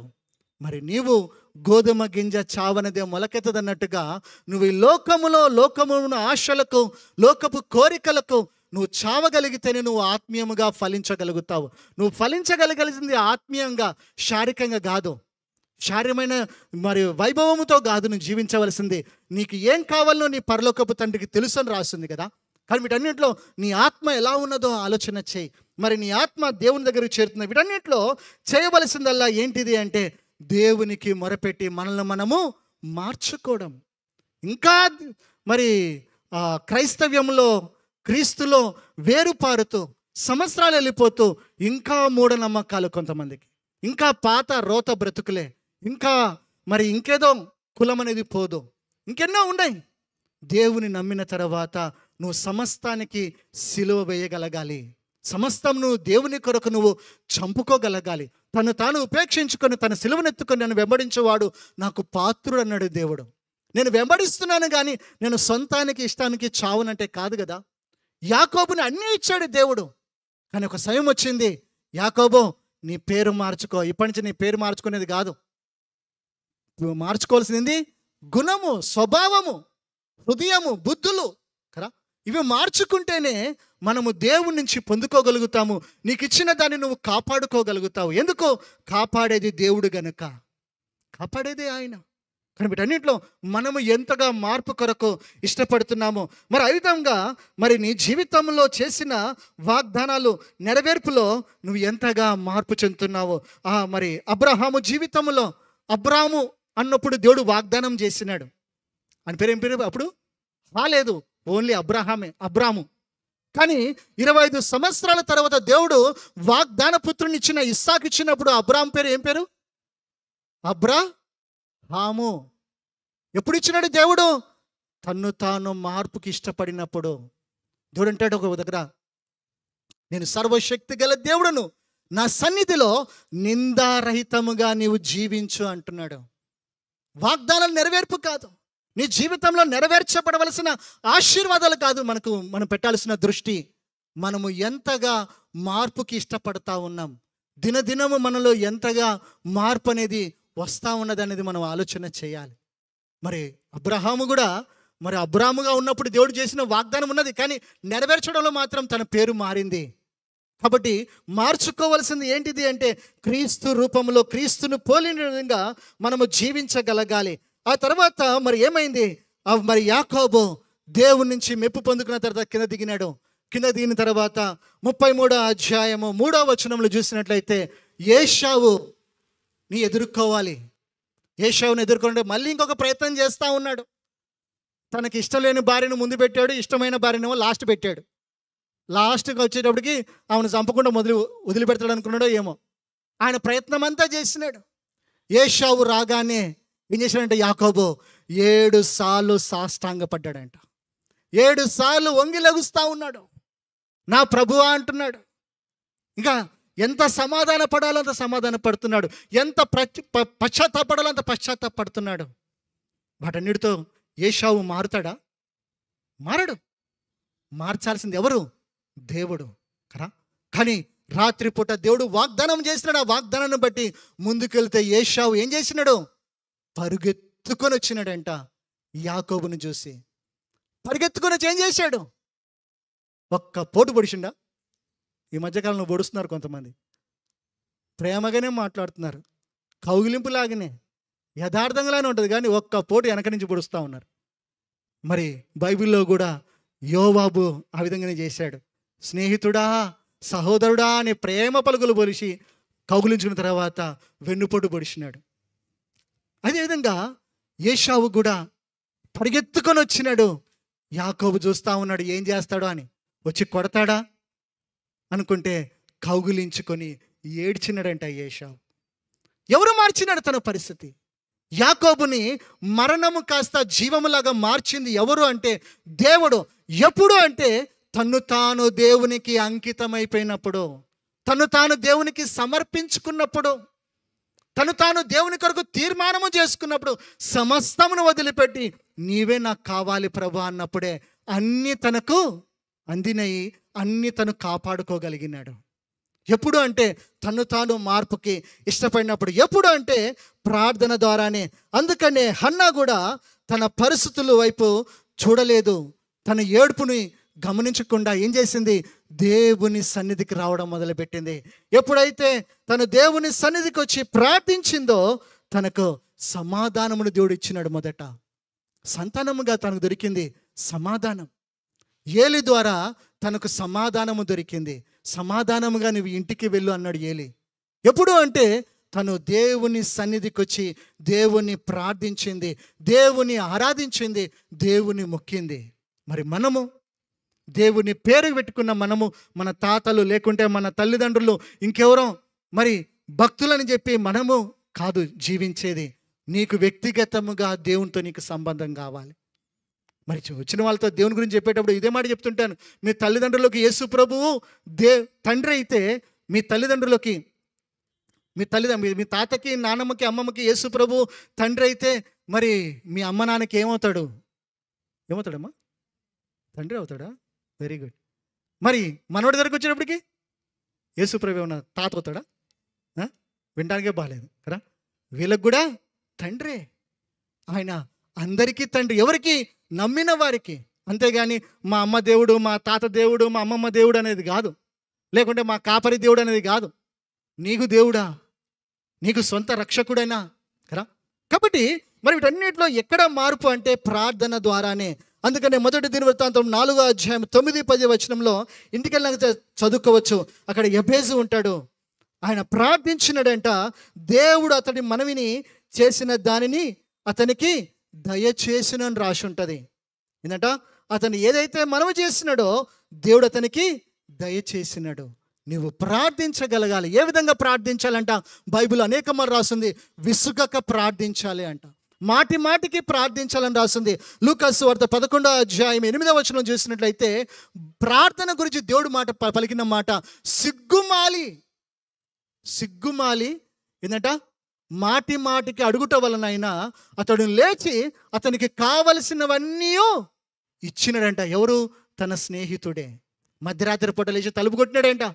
ఇప్పుడు మా ఇంటికి బంధువులు వచ్చిన వాళ్ళకి ఆహారం పెట్టడం నా దగ్గర ఏం లేదు, ఏమన్నా ఇవ్వు అంటే ఆ స్నేహితుడు అన్నాడంట, నేను ఈ మధ్యరాత్రి పూట లెగలేను, పిల్లలు ఉన్నారు నా పక్కన, నేను లెగిస్తే మరి పిల్లలు లెగిస్తే మళ్ళీ వాళ్ళని ఓదార్చడం కష్టమవుతుంది నాకు, నేను లెగలేను ఇవ్వలేను అంటే ఆ స్నేహితుడు ఏమన్నాడంట, మాటి మాటికి తలుపు కొట్టినాడంట. మాటి మాటికి ప్రార్థన మరి అడుగుతూ ఉన్నాడంట, తప్పక నువ్వు సహాయం చేయాలని. ఇంకా తప్పదురా నాయన అని చెప్పి లేచి ఇచ్చినాడంట. దేవుడు ప్రార్థన కూడా ఆ విధంగా చేయాలని రాసి ఉంది బైబిల్లో. నువ్వు చేసే అంశము దేవుడు ఇంకా చాలరా నాయన, ఇంకొకసారి చెయ్యకి ఈ విషయము అని అనేంత వరకు నువ్వు ప్రార్థించగలగాలి. రక్షణ కొరకు, పాప క్షమాపణ కొరకు, అంతేకాదు మరి మానవాళిని దీవించడానికి కొరకు, ప్రాంతము దీవించబడ్డానికి కొరకు, నీ వంశాలు దీవించబడ్డ కొరకు. ఎప్పుడో నేను ప్రార్థన చేశాను ఆపేనంటే కాదు, బైబిల్ చెప్తున్న మాట, నువ్వు మాటి మాటికి ప్రార్థించగలగాలి. అటువంటి ప్రార్థన నీ పరిస్థితులు మారుతాయి. దానియేలు గ్రంథం 2వ అధ్యాయము 18వ వచనంలో మరణమే శాసనమే వచ్చింది. దానియేలు ఏం చేసినాడు? షడ్రకు మేషకు అబేద్నెగోలు నలుగురు కలిసి ప్రార్థించినారు. దేవుడు వారి ప్రార్థనలకు ప్రత్యుత్తరము దేవుడు అనుగ్రహించినాడు. రాజు ఏం చేసినాడు? కలగన్నాడంట, కల కూడా మర్చిపోయినాడంట. అయ్యకి ఏం కావాలంట? కల కావాలంట, కల భావం కావాలంట. అందరూ ఏమన్నారు? ఎవ్వరు చెప్పలేరంటే ఈ దేశంలో ఒక్క కూడా శాస్త్రులే కానీ మరి యొక్క పండితులే కానీ జ్ఞానవంతులే కానీ ఎవరిని మిగల్చకుండా అందరినీ చంపేమని చెప్పి నెబుకద్నెజరు శాసనం పెట్టినాడు. దానియేలు ఏం చేసినాడు? దేవునికి మొరపెట్టినాడు, ప్రార్థించినాడు. మరి నీ యొక్క పరిస్థితులు మార్చగలగాలి అంటే ప్రార్థననే. నువ్వు ఎంతగా ప్రార్థిస్తున్నావో. హన్నా తన పరిస్థితులు మార్చబడడానికి ఏం చేసింది? ప్రార్థించింది. రెండో విషయం చూసినట్లయితే మొదటి సమయాలు 2వ అధ్యాయము 11వ వచనం అక్కడ చూసినట్లయితే మరి హన్నా చేసుకున్నటువంటి తీర్మానం గురించి ఒకసారి మనం ఆలోచన చేద్దాము. ఒకసారి 2వ అధ్యాయము 11వ వచనం. తర్వాత ఎల్కానా రామాలోని తన ఇంటికి వెళ్ళిపోయాను. అయితే ఆ బాలుడు యాజకుడై దానికంటే ముందు ఒక్క నిమిషం. 11వ వచనం. సైన్యంలోకి అధిపతి 1వ అధ్యాయం 11వ వచనం. సైన్యములకు అధిపతియగు యెహోవా, నీ సేవకురాలైన నాకు కలిగి ఉన్న శ్రమను చూచి నీ సేవకురాలైన నన్ను మరొక జ్ఞాపకం చేసుకుని నీ సేవకురాలనైన నాకు మగపిల్లను దయచేసిన ఎడల వాని తల మీదికి క్షౌరపు కత్తి ఎన్నటికి రానియక వాడు బ్రతుకు దినములన్నిటను నేను వానిని యెహోవాకు నీకు అప్పగింతునని వాడు బ్రతుకు దినములన్నిటిను నేను వానిని యెహోవానగు నీకు అప్పగింతునని మ్రొక్కుబడి చేసుకునిదంట. తనకి పిల్లలు లేరు. దేవుని సన్నిధిలో మొదట ఏడ్చింది, ప్రార్థించింది. రెండోది హన్నా చేసిన విషయం రెండోది ఏంటంటే, దేవా నాకు మగపిల్లోని ఇవ్వు. ఇందా చెప్పిన విధంగా మగపిల్లడు ఏం ఉద్ధరించేది లేదు ఆమెని.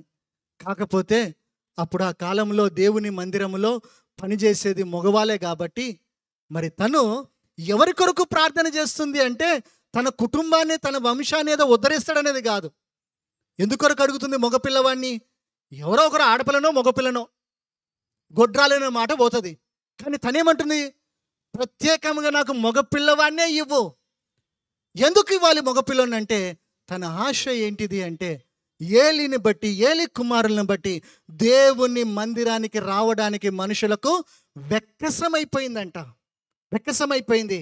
అందుకనే ఏం చేసింది ఆమె అంటే, మరి దేవుని మందిరములో నా కుమారుడు పరిచర్య చేస్తే బాగుంటుంది, నా కుమారుని బట్టి దేవునికి ఎవరైతే దూరమైనారో వారు తిరిగి రావడానికి నా కుమారుడు ఏమైనా కారణం అవుతాడేమో, అది తన ఆశ. ఆ ఆశను బట్టి తను ఏమంటుంది, నాకు కుమారుని ఇస్తే వాడు బ్రతుకు దినములన్నిట్లో కూడా నీకు ప్రతిష్ఠితముగా అర్పించుకుంటా, వాడు బ్రతికిన దినములన్నీ కూడా వాని తలకి మరి కత్తిరే కూడా వేయకుండా నేను వానికి నీకు ప్రతిష్ఠిస్తున్నాను. ఏం అంకితం చేసుకుంటుంది?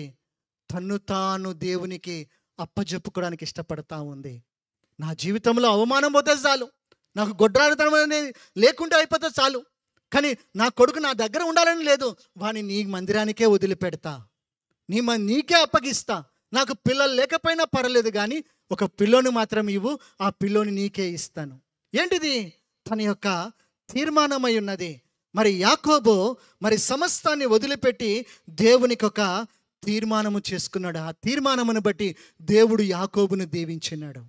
మరి నీకు తీర్మానము లేకుండా, నీకు దేవునితో సమర్పణ లేకుండా, నువ్వు దేవునికి ధర చెల్లించకుండా నాకు ఇంకేదో కావాలంటే అది స్వార్థం అవుతుంది.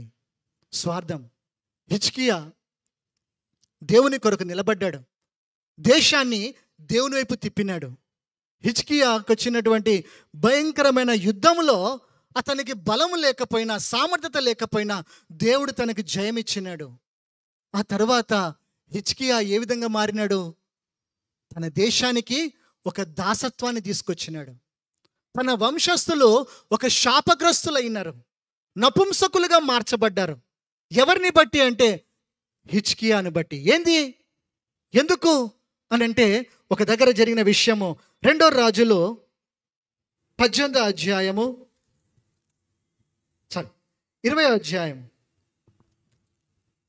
ఆ దినములలో హిజ్కియాకు మరణకరమైన రోగం కలుగగా ఆమోజు కుమారుడును ప్రవక్తయునైన యెషయా అతని యొద్దకు వచ్చి, నీవు మరణమవుచున్నావు, బ్రతకవు గనుక నీవు నీ ఇల్లు చక్కబెట్టుకొనుమని యెహోవా సెలవిచ్చుచున్నాడని చెప్పగా, అతడు తన ముఖము గోడ తట్టు త్రిప్పుకొని, యెహోవా, యథార్థ హృదయుడునై సత్యంతో నీ సన్నిధిని నేనెట్లు నడుచుకుంటునో, నీ దృష్టికి అనుకూలంగా సమస్తమును నేనెట్లు జరిగించి తినో కృపతో జ్ఞాపకం చేసుకోనుమని హిజ్కియా కన్నీళ్లు విడుచుచు యెహోవాను హిజ్కియాకి దేవుడు చెప్పినాడు, యెషయా ప్రవక్తను పంపించి, రోగం వచ్చింది, ఆ రోగము కొరకు స్వస్థత కొరకు ప్రార్థన చేస్తూ ఉంటే యెషయా ప్రవక్త ముందు నిలబడ్డాడు. ఏంటి యెషయా వచ్చావు అంటే, దేవుడు చెప్పమన్నాడు, నీకేదో మరి కుదరని రోగం వచ్చింది కదా, ఆ రోగము స్వస్థత కొరకు నువ్వు ఎంతో ప్రార్థిస్తున్నావు, దేవుడు చెప్పమన్న మాట ఏంటిదంటే, ఆ రోగము బాగు కాదు, రెండో మాట నువ్వు చావబోతున్నావు, కాబట్టి నీ ఇంటిని చక్కబెట్టుకో అని చెప్పేసినాడు. చెప్పేసి దేవుని వాక్కు కాబట్టి చెప్పేసి వెళ్ళిపోయినాడు. హిజ్కియా ఏం చేసినాడు? హిస్టరీ తీసినాడు. చాలామంది చరిత్ర తీస్తూ ఉంటారు, నేను దేవుని కొరకు అది చేసిన, దేవుని సేవకులకి ఇది చేసిన, నేను ఎంతగా చేసిన. అట్లా హిజ్కియా కూడా దేవునికి చెప్తా ఉన్నాడు, అయ్యా నన్ను జ్ఞాపకం చేసుకో, నేను నీ కొరకు ఎన్ని చేశాను, ఎంతో చేశాను కదా, ఇప్పుడు నన్ను చావమంటున్నావేంది, ఈ రోగము చావు కొరకు వచ్చింది అంటున్నావేంది, లేదు నేను బ్రతకాలి, నువ్వు నన్ను బ్రతికించాల్సిందే అని చెప్పి ఏం చేసినాడంట?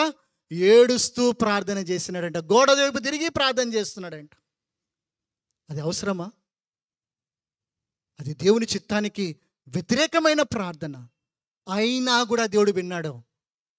యెషయా ప్రవక్త చెప్పి వెళ్ళిపోయినాడు.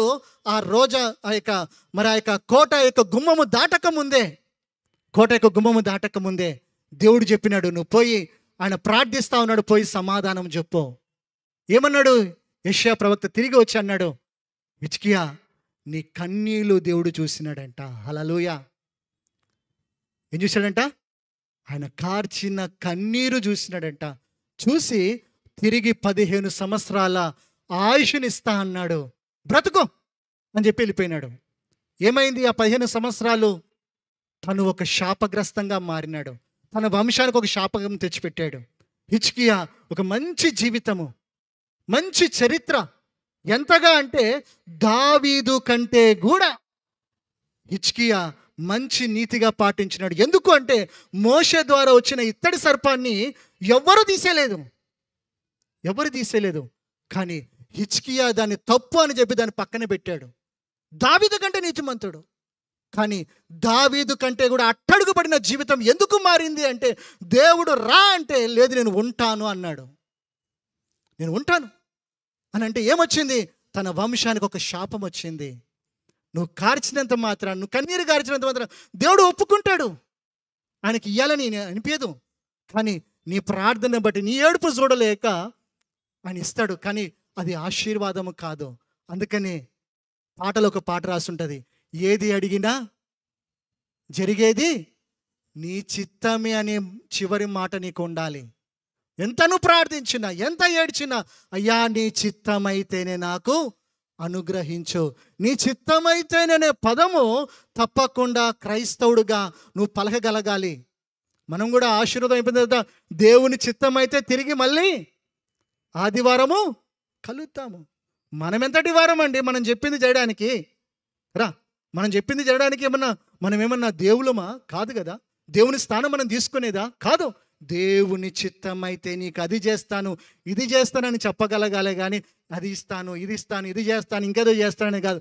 అందుకని నువ్వు పెట్టవలసిన దృష్టి దేవుని మీద పెట్టగలగాలి. అందుకనే హిజ్కియా ఏమైనాడు అంటే, ఒక శాపగ్రస్తమైన మరి జీవితాన్ని మరి తన దేశానికి తెచ్చిపెట్టినాడు. అందుకనే మరి 2వ దినవృత్తాంతంలో 32వ అధ్యాయం 20వ వచనం రాసి ఉంటుంది, హిజ్కియా మనస్సున గర్వించి ఆ విధంగా మరి తయారైనాడంట. కాబట్టి మనము ఏ విధంగా ఉన్నాం? మన తీర్మానం ఏంటిది? మన యొక్క సమర్పణ ఏంటిది? దేవుడు తప్పక నిన్ను దీవిస్తాడు. ఈ ముందున్న సంవత్సరంలో నీ జీవితంలో గొప్ప కార్యాలు దేవుడు జరిగించడానికి సిద్ధముగా ఉన్నాడు. ఆయన తన ఆత్మ చేత సిద్ధముగా ఉన్నాడు నీ జీవితంలో. కానీ నీ తీర్మానం, నీ సమర్పణ మరి ఏంటిది? నీ అతిశయం ఏంటిది? కాబట్టి హిజ్కియా తను తాను పోగొట్టుకోవాల్సి వచ్చింది. కారణము తన నిర్లక్ష్యమే కదా. దేవుడు వద్దు అంటే కాదు అని మొండికేసినాడు. కాబట్టి మొండితనము, మూర్ఖత్వం అంత మంచిది కాదు కదా. కాబట్టి ఏది ఏమైనా జక్కయ్య గురించి మనం చూసినట్లయితే, మరి జక్కయ్య యేసు ప్రభుని చూడాలని ఆశపడ్డాడు. కానీ మరి యేసు ప్రభు వచ్చి ఆ ఇంట్లోకి వచ్చి దేవుని వాక్యం అందిస్తే ఆ నిలుచుని చెప్పిన మాట ఏంటిది? నా యొక్క ఆస్తి సగము బీదలకు పంచి పెడతాను, ఎవరి దగ్గర అయితే నేను అన్యాయముగా తీసుకున్నానో 4 అంతలు చెల్లిస్తానంటున్నాడు. దేవుడు చెప్పింది ఎంత? ఇంటికి చదవచ్చు. లేవికాండము 6వ అధ్యాయం 1-5 వచనాలు, సంఖ్యాకాండము 5వ అధ్యాయము 5-7 వచనాలు చూసినట్లయితే, అన్యాయముగా నువ్వు ఎవరి దగ్గర నుంచే తీసుకున్నట్లయితే వారికి నువ్వేం చేయాలి? 5 అంతలు ఎక్కువగా చెల్లించాలి. ఎంత? 5 అంతలు ఎక్కువగా. జక్కయ్య నిలుచొని చెప్తున్నాడు, నేను ఎవరి దగ్గర అయితే అన్యాయం తీసుకున్నానో నేను వాళ్ళకి ఎంత ఇస్తాను? నామకం చూస్తారు. 4 అంతలు. 4 అంతలు ఎక్కువ, 5 అంతలు ఎక్కువ? 5 ఎక్కువ. ఓరి నాయన, 100కి 5వ వంతు అంటే ఎంత? 100కి 5వ వంతు అంటే ఎవరు నాయన? మ్యాథ్స్ టీచర్ ఎవరయ్యా బాబు? 20. 100లో 5వ వంతు అంటే 20 రూపాయలు. 20 రూపాయలు. జక్కయ్య ఎంత ఇస్తా అంటున్నాడు? 100కి 4వ వంతు అన్నాడు. అంటే ఎంత ఇస్తున్నాడు? 25. అంటే ఏంటి? అడిగిన దానికంటే ఎక్కువ ఇస్తున్నాడు. హల్లెలూయా. మనమేం చేస్తున్నాం? నేను దశంభాగం గురించి చెప్పడం లేదు. దేవుడు నీకు ఇస్తున్న సమయం, దేవునికి ఇచ్చేది, దేవుని కొరకు నువ్వు చేసేది, దేవుని కొరకు నువ్వు జీవించేది, దేవుని కొరకు నీ తప్పనైంది. జక్కయ్య 5వ వంతు ఇరా బాబు అంటే, నేను 4వ వంతు ఇస్తాను అంటే, యేసు ప్రభు చెప్పిన మాట, నేడు ఈ ఇంటికి రక్షణ వచ్చింది.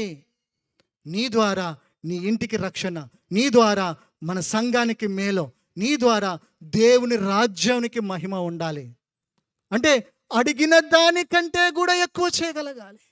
అడిగిన దానికంటే. అడిగింది చేయడమే కష్టం చాలామందికి. ఇంకా ఎక్కువనా? ఊక అన్న అంటారేమో నన్ను. కానీ చేస్తే మాత్రము నీ ఒక ప్రత్యేకమైన జీవితం నీలో ఉంటుంది. కాబట్టి మరి ఎంతగా నువ్వు దేవుని కొరకు జీవిస్తున్నావు, నువ్వు ఎంత కొరకు దేవుని కొరకు ఎంతగా జరిగిస్తున్నావు. అంతకుముందు 9:45కు ఉండేది మన ఆరాధన.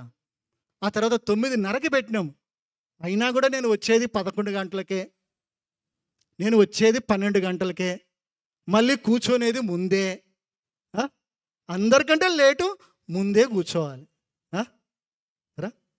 లేదంటే ఆశీర్వాదానికి నేను ఇంకా నా బ్రతుకు మారదు, నేను ఇంతే. నువ్వు నడిపిస్తే నడిపియి, లేకుంటే లేదన్నట్టు ఉంటారు కొంతమంది. ఆ? కాదు, నీవు దేవునికి అంగీకారం కావాలి, నీవు దేవునికి ఇష్టమైనదిగా కావాలి. నువ్వు ఇచ్చేది దేవుడు అర్పితాన్ని అంగీకరించగలగాలి. కయ్యూని అర్పించినాడు, హేబేలు అర్పించినాడు, హేబేలు అర్పణ దేవుడు అంగీకరించినాడు. ఇద్దరు కలిసి దేవుని మందిరంలో ప్రార్థిస్తే ఒకని ప్రార్థననే చేరింది. ఎక్కడ తేడా? హృదయము. చూసేది హృదయం. నువ్వు ఎంతగా దేవుని కొరకు చేస్తున్నావో.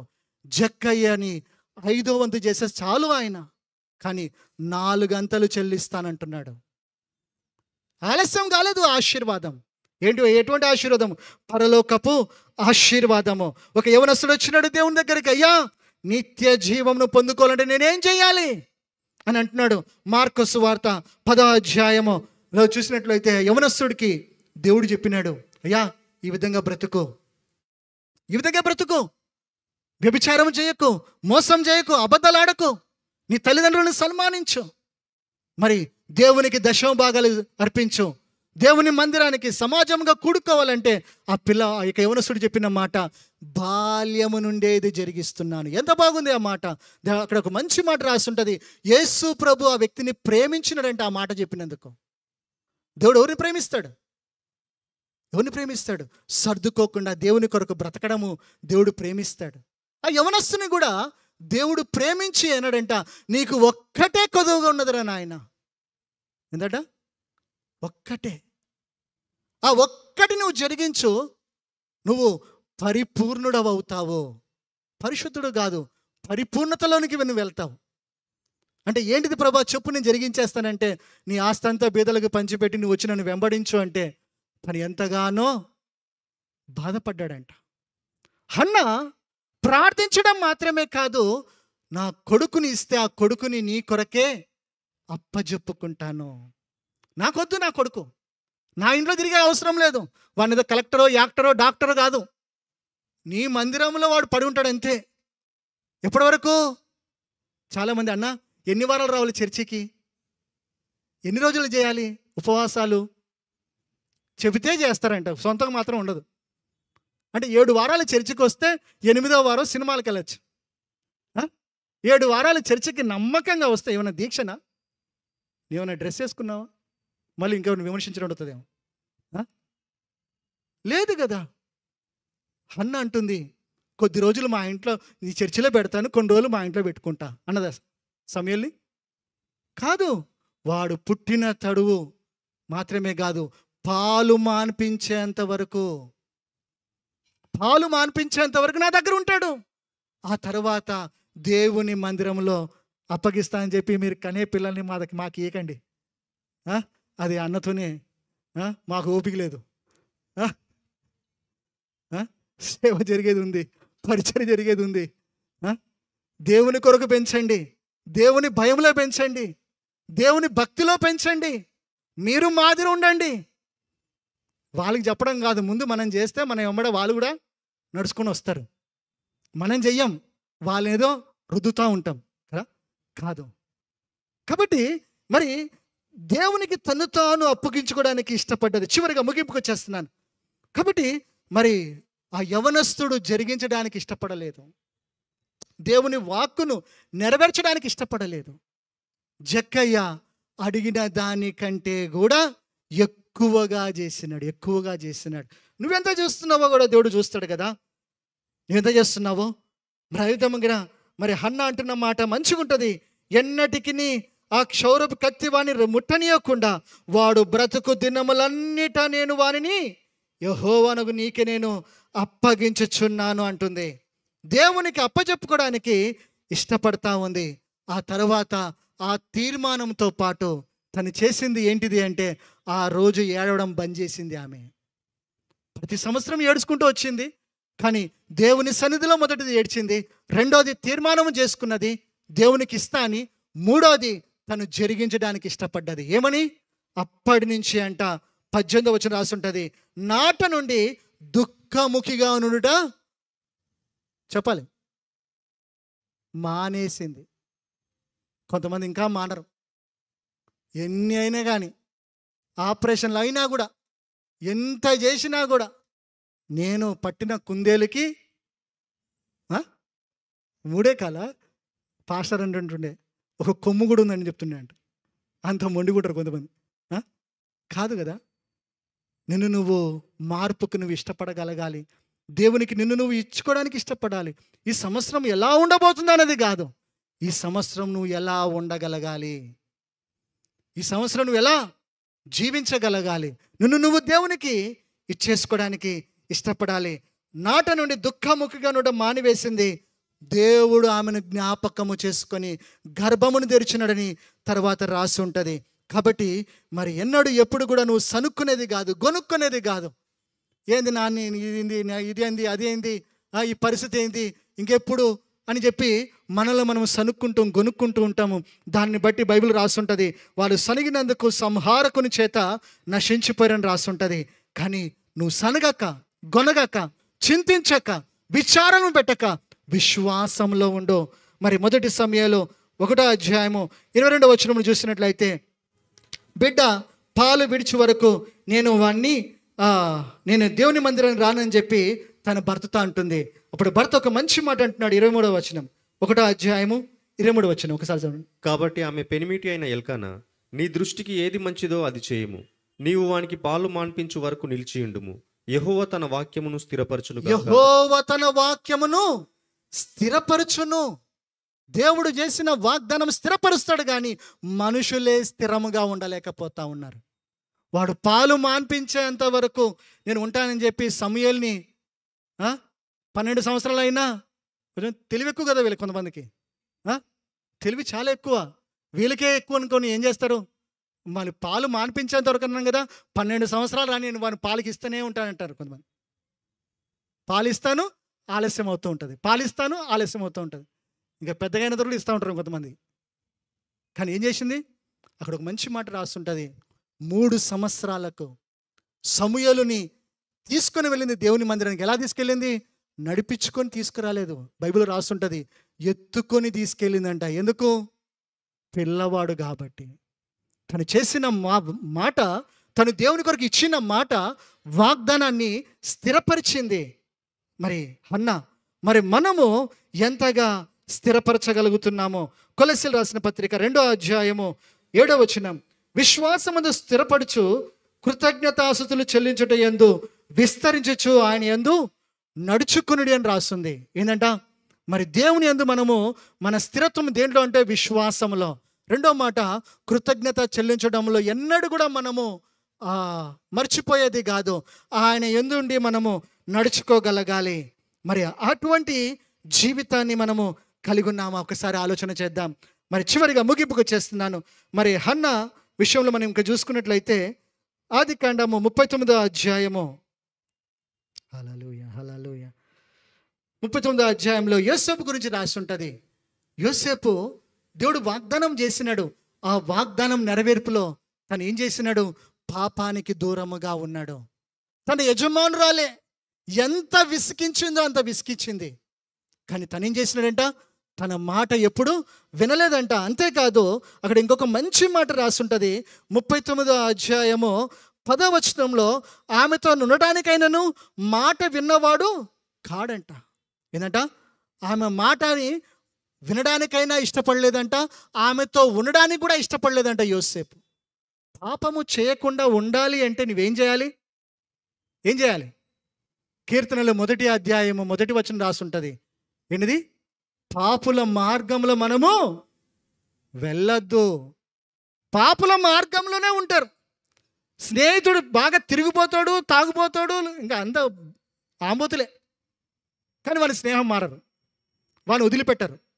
కానీ బయటకు వచ్చి నన్ను బాగా విసిగిస్తున్నాడన్నా, బాగా కష్టపెడుతున్నాడన్నా. ఎవరు కష్టపెడుతున్నాడు? స్నేహితుడు కాదు, వాని వదులుకోవడానికి వీడు కష్టపడుతున్నాడు. వానితో వదిలించుకుంటే వీడు మంచిగా బతకగలుగుతాడు కదా. అవిశ్వాసులతో సాంగత్యము చేయకూడదని రాసింది బైబిల్లో. అంటే ఏంటిది, పాపులతో కదా. అందుకని మరి దివారాత్రులు దేవుని ధర్మశాస్త్రం నందు ఆనందించుచు ధ్యానించాలి. యోసేపు జీవితంలో వాగ్దానము నెరవేర్చబడ్డానికి యోసేపు తన వంతు తాను ప్రయత్నం చేసినాడు. గుంటల్లో పడ్డాడు, అమ్మబడ్డాడు, మరి దాసునిగా వెళ్ళాడు, జైల్లో పడ్డాడు.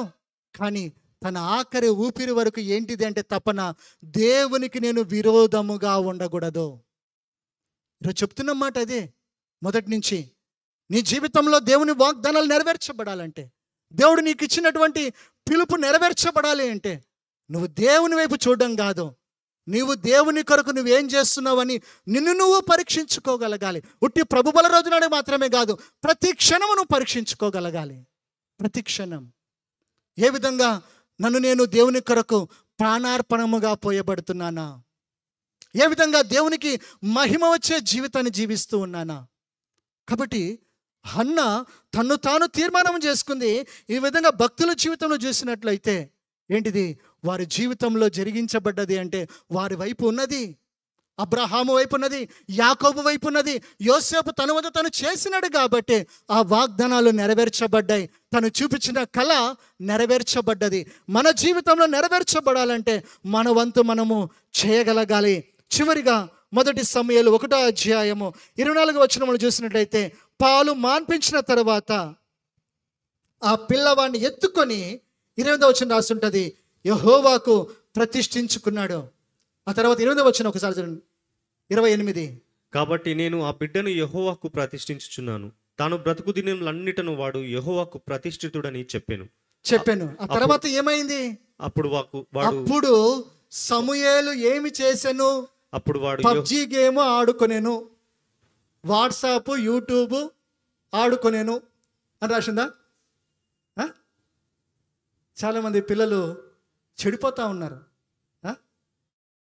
సమూయేలు ఏం చేసినాడు? పాలు మాన్పించిన 3 సంవత్సరాలకి సమూయేలు ఏం చేసినాడు? దేవుని మందిరానికి వచ్చి, బ్రదర్ ఏమన్నారు? అప్పుడు వాడు యెహోవాకు అక్కడనే మ్రొక్కెను. నువ్వు ఇంట్లో మొక్కితే నీ కొడుకు చర్చికి వచ్చి మొక్కుతాడు. నువ్వు ఇంట్లో మొక్కితే, ఇంట్లో ఆరాధిస్తే పిల్లవాడు కూడా నీకు ఇచ్చిన కూతురు చర్చికి వచ్చి మంచిగా దేవుని భయభక్తులతో మొక్కగలుగుతుంది. హన్న ఆ విధంగా జరిగించింది కాబట్టి సమూయేలుకు దేవుని మందిరం చూడడమే కొత్త. వాళ్ళకి తెలివి లేదు, జ్ఞానం లేదు. కానీ ఎంత మంచిగా అనిపించింది ఆ మాట చదివినప్పుడు. చాలా సంతోషం అనిపించింది ఆ మాట చదవగానే. ఇప్పుడు వింటుంటే ఎంత మంచిగా అనిపిస్తుంది. అప్పుడే వాడు మొక్కించెను అనా? మొక్కించెనా? మొక్కెను. వాడు సొంతంగా మొక్కాడు. కూసోరా, పాడరా అని చేయలే. వాక్యం వినేటప్పుడు కొంతమంది ఫోన్లు, మాకంటే ఎన్నో పనులు ఉంటాయి, ప్రేయర్ రిక్వెస్ట్లు వస్తాయి, లేకుంటే ప్రేయర్ నడిపించాలి, లేకుంటే ఫోన్లు చేస్తారు కాబట్టి మాతో పని ఉంటుంది. కూర్చొని వచ్చి మీరు ఆరాధించే వాళ్ళకి మీ చేతిలో ఫోన్లు ఎందుకు? ఫోన్ ఎందుకు ఆన్ చేస్తారు? తేడా తెలిసిపోతుంది. సమూయేలు దేవుని మ్రొక్కించలేదు, మ్రొక్కెను. అంతటితో ముగించబడ్డదా? అది లాస్టా? కాదు, ఇంకొంచెం ఉన్నది. ఇంకొక గంట వాక్యం ఉంది అనా? కాదు, ఇంకొకటి చెప్పి ముగిచేస్తాను. మొదటి సమూయేలు 2వ అధ్యాయము 20-21.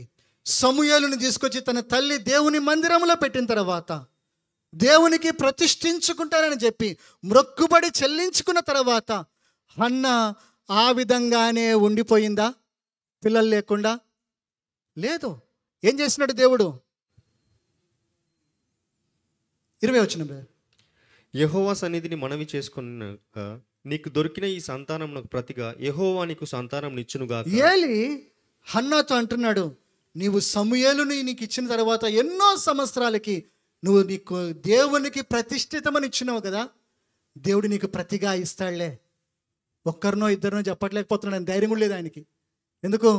వయసు మీద అవుతా ఉంది. అన్న వయసు, ఎల్కానా వయసు పెరిగిపోతూ ఉంది. మరి వీటన్నిటిలో ఎల్కానా ఓకే సాయంత్రం ఇట్లా. కాబట్టి వయసు అయిపోతూ ఉంది. ఈమెమనుకుంటుంది, సార్లే నాయన కొడుకుని ఇచ్చావు, ఆ కొడుకుని నీకు ఇచ్చాను సరిపోతుంది, ఇంకా నేను హల్లెలూయా స్తోత్రం అనుకుని ఉంటానని.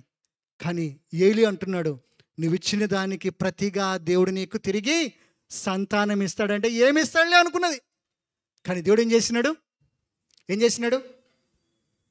యెహోవా హన్నాను దర్శింపగా ఆమె గర్భవతి అయి ముగ్గురు కుమారులను ఇద్దరు కుమార్తెలను కనెను. దేవునికి ఇచ్చింది ఎంత?